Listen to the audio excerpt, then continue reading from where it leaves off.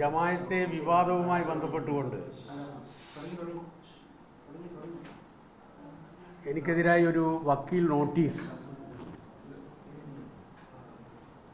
ഇന്നലെ ലഭിക്കുകയുണ്ടായി.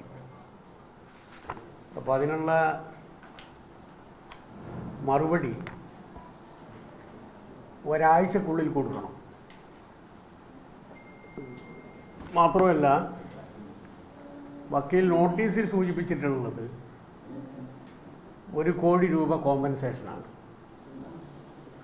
പിന്നെ നിരുപാധിക മാപ്പും പിന്നെ അനുബന്ധ ചെലവും. അപ്പോൾ ആദ്യമായിട്ട് ഞാൻ പറയുക, അതൊന്നും കൊടുക്കാൻ എനിക്ക് മനസ്സില്ല. അപ്പം അതിൻ്റെ ഭാഗമായി ജയിലിൽ പോകാനാണ് അന്തിമ വിധിയെങ്കിൽ അത് സന്തോഷപൂർവം സ്വീകരിച്ച് ജയിലിൽ പോകും.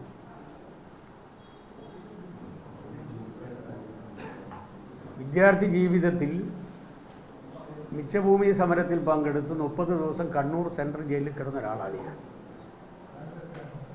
NGO അധ്യാപക സമരവുമായി ബന്ധപ്പെട്ടുകൊണ്ടും റിമാൻഡിലായിട്ടുണ്ട്. മന്ത്രിയായിരിക്കുന്ന സമയത്ത് എൻ്റെ പേരിലുള്ള ഒരു പ്രധാനപ്പെട്ട കേസിൽ ഒറ്റപ്പാലം കോടതി 2.5 വർഷം ശിക്ഷിച്ചിരുന്നു. പക്ഷെ പിറ്റേ ദിവസം തന്നെ ഞാൻ കൺവിക്ഷനും സെൻറ്റൻസും സ്റ്റേ ചെയ്യിപ്പിച്ചു. എൻ്റെ ഡിസ്ക്വാളിഫിക്കേഷൻ ഇല്ലാതാക്കി. കേസ് വിധി വന്നു. പക്ഷേ ഒരു ദിവസം പോലും മന്ത്രിസ്ഥാനം നഷ്ടപ്പെട്ടില്ല. ഇപ്പം വിധി വന്നു കഴിഞ്ഞാൽ തൊട്ടടുത്ത ദിവസം തന്നെ രാജിവെക്കുകയാണ്. അതിലേക്ക് ഞാൻ പോയിട്ടില്ല. അതുകൊണ്ട് കേസും കോടതിയും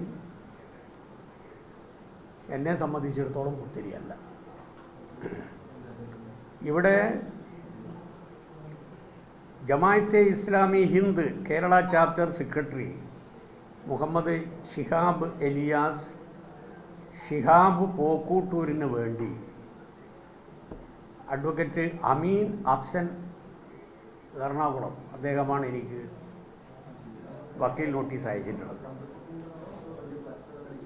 നോട്ടീസിൽ പറയുന്ന കാര്യങ്ങളെല്ലാം വസ്തുതാവിരുദ്ധവും തെറ്റിദ്ധരിപ്പിക്കുന്നതും എന്നെയും എൻ്റെ പാർട്ടിയെയും പൊതുസമൂഹത്തിൻ്റെ മുമ്പിൽ അവഹേളിക്കുന്നതിനും അപമാനിക്കുന്നതിനും അപകീർത്തിപ്പെടുത്തുന്നതിനും വേണ്ടി പരപ്രേരണയിൽ ഗൂഢ ഉദ്ദേശത്തോടെ കെട്ടിച്ചമച്ചതാണ്. ഇതുവഴി ഒരു ന്യൂനപക്ഷ വിരുദ്ധ മനസ്സിൻ്റെ ഉടമയാണ് ഞാൻ എന്ന് വരുത്തുന്നതിനുള്ള ശ്രമവുമുണ്ട്. കഴിഞ്ഞ 60 വർഷത്തിലേറെക്കാലം നീണ്ടു നിന്നതാണ് എൻ്റെ പൊതുപ്രവർത്തനം. വിദ്യാർത്ഥി ട്രേഡ് യൂണിയൻ പ്രവർത്തനം വഴിയാണ് CPM-ൻ്റെ നേതൃത്വത്തിലെത്തിയത്.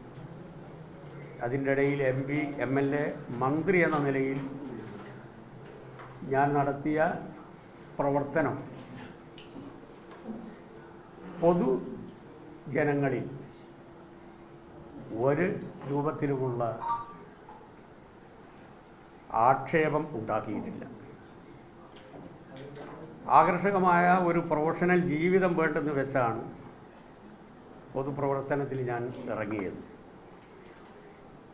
അങ്ങനെ ഇറങ്ങുന്ന സമയത്ത് സാമ്പത്തികമായി അത്തരം വളരെ മെച്ചപ്പെട്ടൊരു സ്ഥിതിയായിരുന്നില്ല എൻ്റെ കുടുംബജീവിതം.